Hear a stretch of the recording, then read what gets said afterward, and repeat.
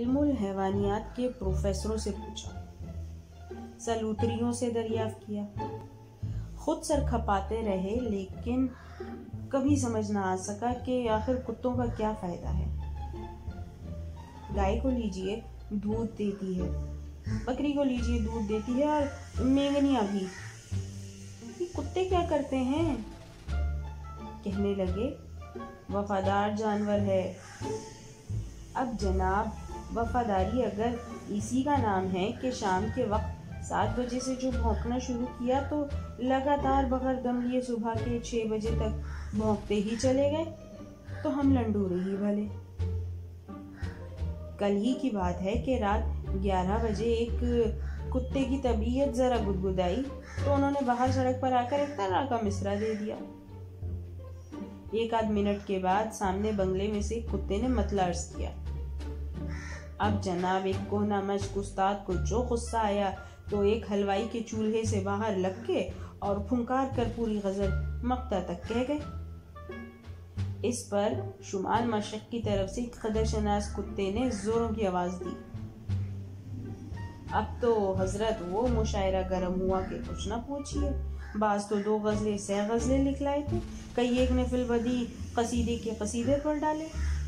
وہ ہنگامہ گرم ہوا کہ ٹھنڈا ہونے نہیں آتا تھا۔ ہم نے کھڑکی میں سے ہزاروں دفعہ آرڈر آرڈر پکارا، لیکن ایسے موقعوں پر پردھان کی بھی کوئی نہیں سنتا۔ اب ان سے کوئی پوچھے کہ میاں تمہیں ایسا ہی ضروری مشاعرہ کرنا تھا تو دریا کے کنارے کھلی ہوا میں جا کر توا آزمائی کرتا۔ یہ گھروں کے درمیان آ کر سوتوں کو ستانا کون سی شرافت ہے؟ اور پھر ہم دیسی لوگوں کے کتے بھی کچھ عجیب بدتمیز واقع ہوئے ہیں۔ اکثر تو ان میں سے ایسے قوم پرست ہیں کہ پتلون اور کوٹ کو دیکھتے ہی بھونکنے لگ جاتے ہیں۔ ہمیں 12 ڈالیاں لے کر صاحب لوگوں کے بنگلوں پر جانے کا اتفاق ہوا۔ خدا کی قسم ان کتوں میں وہ شائستگی دیکھی کہ اش اش کر کے لوٹ آئے ہیں۔ جوں ہی ہم بنگلے کے دروازے میں داخل ہوئے، کتے نے برآمدے میں کھڑے ہو کر ایک ہلکی سی بخ کر دی اور پھر منہ بند کر کے کھڑا ہو گیا۔ ہم آگے بڑھے تو اس نے بھی 4 قدم آگے بڑھ کر ایک نازک اور پاکیزہ آواز میں پھر بخ کر دی۔ چوکیداری کی چوکیداری، موسیقی کی موسیقی۔ ایک ہمارے کتے ہیں کہ راگ نہ سر، سر نہ پیر، تان پہ تان لگائے جاتے ہیں بے تالے کہیں کے، اور نہ موقع دیکھتے ہیں نہ وقت پہچانتے ہیں، بس گلے بازی کیے جاتے ہیں، اور گھمنڈ اس بات پر کہ تانسن اس ملک میں پیدا ہوا تھا۔ اس میں شک نہیں کہ ہمارے تعلقات کتوں سے ذرا کشیدہ ہی رہے ہیں، لیکن ہم سے قسم لے لو جو ایسے موقع پہ ہم نے کبھی ستیہ گرہ سے منہ موڑا ہو۔ شاید آپ اس کو نقلی سمجھیں، لیکن خدا شاہد ہے کہ آج تک کبھی کسی کتے پر ہاتھ اٹھ ہی نہ سکا۔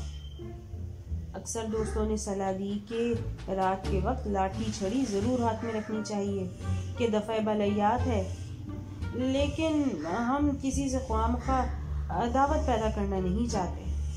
حالانکہ کتے کے بھونکتے ہی ہماری طبعی شرافت ہم پر اس قدر غلبہ پا جاتی ہے کہ آپ اگر ہمیں اس وقت دیکھیں تو یقیناً یہی سمجھیں گے کہ ہم بزدل ہیں۔ شاید آپ اس وقت یہ بھی اندازہ لگا لیں کہ ہمارا گلا خشک ہوا جاتا ہے۔ یہ البتہ ٹھیک ہے کہ ایسے موقع پہ کبھی گانے کی کوشش کروں گا تو کھرچ کے سروں کے علاوہ کچھ اور نہیں نکلے گا۔ اگر آپ نے بھی ہم جیسی طبیعت پائی ہے تو دیکھا ہوگا کہ ایسے موقع پر آیت الکرسی ذہن سے اتر جاتی ہے اور اس کی جگہ شاید آپ 2 قنوت پڑھنے لگ جائیں۔ بعض اوقات ایسا بھی ہوا ہے کہ رات کے وقت 2 بجے کے قریب چھڑی گھماتے تھیٹر سے واپس آ رہے ہیں اور ناٹک کے کسی نہ کسی گیت کی طرز ذہن میں بٹھانے کی کوشش کر رہے ہیں، کیونکہ گیت کے الفاظ یاد نہیں اور نو مشفی کا عالم بھی ہے۔ اس لیے سیٹی پہ اکتفا کی ہے کہ بے زورے ہو بھی گئے تو کوئی یہی سمجھے گا کہ شاید انگریزی موسیقی ہے۔ اتنے میں ایک موڑ پر گزرے تو سامنے ایک بکری بندھی تھی۔ ذرا تصور ملاحظہ فرمائیے، आंखों ने उसे भी कुत्ता देखा। एक तो कुत्ता, ऊपर से बकरी की जसामत का, गोया बहुत ही कुत्ता। बस हाथ पांव फूल गए। छड़ी की गर्दिश धीमी होते होते एक निहायत नामाकूल जाविये पर हवा में ठहर गई। सीटी की मौसीकी भी थरथरा कर खामोश हो गई। लेकिन क्या मजाल जो हमारी थूथनी की मखरूती शक्ल में जरा भी फर्क आया हो। गोया एक बेआवाज लय अभी तक निकल रही है। टिप का मसला है, ऐसे मौके पे सर्दी के मौसम में भी पसीना आ जाए तो कोई मुजायका नहीं, बाद में सूख जाता है। चूंकि हम तबन जरा मोहतात हैं, इसलिए कभी आज तक कुत्ते के काटने का इत्तेफाक नहीं हुआ, यानी किसी कुत्ते ने हमें आज तक काटा नहीं। अगर ऐसा सानेहा पेश आया तो इस सरगुज़िश्त के बजाय आज हमारा मरसिया छप रहा होता। जब तक इस दुनिया में कुत्ते मौजूद हैं और भौंकने में मुसर हैं, समझ लीजिए कि हम कब्र में पांव लटकाए बैठे हैं। और फिर इन कुत्तों के भौंकने के उसूल भी तो निराले होते हैं, यानी एक तो मुतादी मर्ज, ऊपर से बच्चों और बूढ़ों सभी को लाहक। अगर कोई भारी भरकम असफंयार किस्म का कुत्ता कभी अपने रोब और दबदबे को कायम रखने के लिए भौंक ले तो हम भी चारों नाचार कह दें कि भाई भौंक।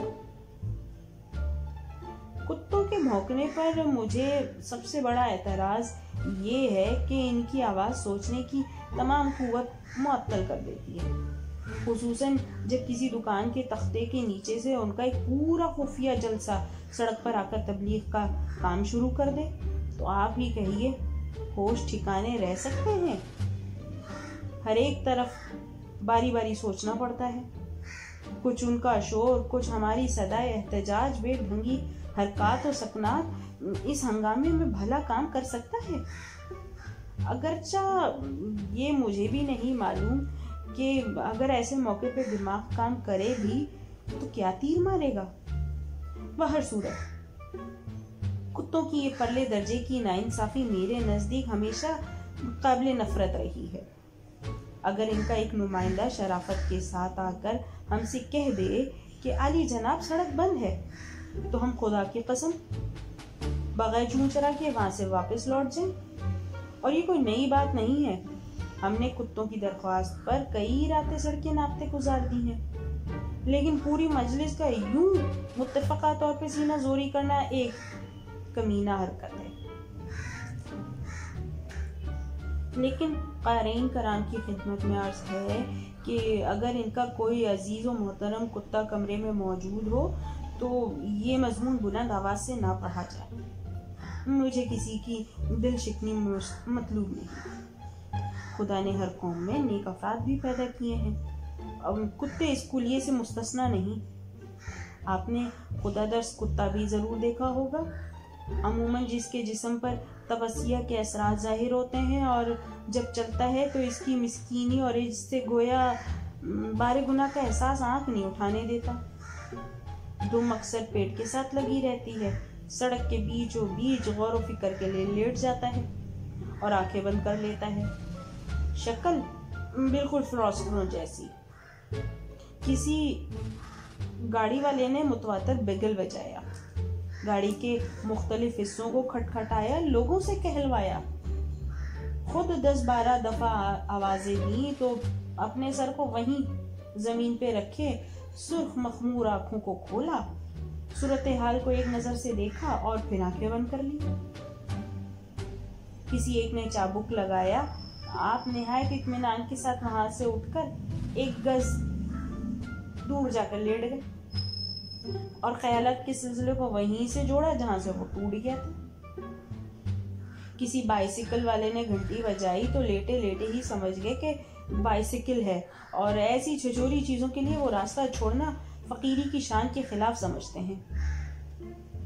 रात के वक्त यही कुत्ता अपनी खुश्क पतली सी दुम को ताहद्दे इम्कान सड़क पे फैला रखता है। इससे महज खुदा के बरगजीदा बंदों की आजमाइश मकसूद होती है। जहां आपने गलती से पांव रख दिया, उन्होंने गैज़ व गज़ब के लहजे में आपसे पुरसिश शुरू कर दी। बच्चा फकीरों को छेड़ता है, نظر نہیں آتا ہم سادھو لوگ بیٹھے ہیں یہاں؟ بس اس فقیر کی بد دعا سے اسی وقت راشا شروع ہو جاتا ہے. اب بعد میں تو کئی راتوں تک یہی خواب نظر آتے ہیں کہ بے شمار کتے ٹانگوں سے لپٹے ہیں اور جانے نہیں دیتے. آنکھ کھلتی ہے تو پاؤں چارپائی کے ادوان میں پھنسی ہوتی ہے. اگر خدا نے مجھے کچھ عرصے کے لیے اعلیٰ قسم کے بھونکنے اور کاٹنے کی طاقت عطا فرمائی تو جنون انتقام میرے پاس کافی مقدار میں ہے. رفتہ رفتہ سب کتے علاج کے لیے کسولی پہنچ جائیں گے. انگریزی میں مثال ہے کہ بھونکتے ہوئے کتے کاٹتے نہیں. یہ بجا صحیح، لیکن کون جانتا ہے کہ ایک بھونکتا ہوا کتا کب بھونکنا بند کر دے اور کاٹنا شروع کر دے. اگر آپ نے ابھی تک MKB اسٹائلو کو سبسکرائب نہیں کیا ہے تو جلد ہی اسے سبسکرائب کر لیں اور ساتھ میں بیل آئیکن کو ضرور پریس کر دیں تاکہ ہر آنے والی ویڈیو آپ کو بر وقت مل سکے.